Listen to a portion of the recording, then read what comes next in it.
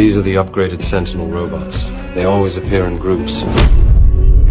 They can detect the mutant gene inside a mutant from dozens of kilometers away. Then they strike at the fastest possible speed to hunt us down. In just a few short years, 95% of mutants around the world were wiped out. Even I, when facing them, could only turn and retreat. The reason they could accomplish in years what humans failed to do for decades is because they can copy mutant genes. Whether it is Iceman, Pyro, or Colossus, once a sentinel comes into contact with them, it instantly learns and perfectly replicates their powers. Even worse, all sentinels share what they learn. If one sentinel gains Iceman's power, the next can immediately use it to fight Pyro. If another is frozen, it instantly gains Pyro's fire to melt the ice. There are many mutants with powers that counter each other. When the sentinels collect all these abilities and combine them with their advanced intelligence, the extinction of mutants becomes almost inevitable. The early first-generation sentinels had no special abilities. Any mutant could easily destroy them. But then the military captured Mystique. Scientists began to study the genes behind her shape-shifting power. Through gene extraction and advanced technology,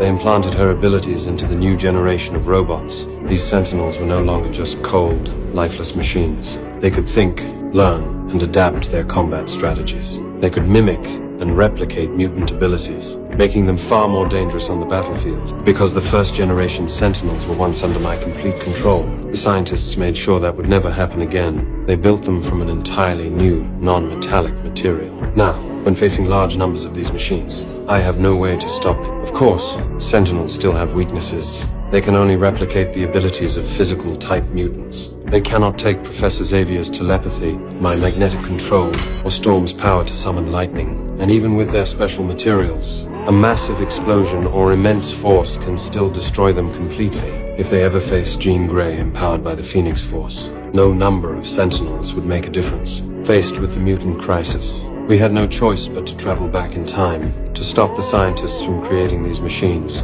It was the only way to end the threat at its source. Catch the next spark of action. Hit the bell.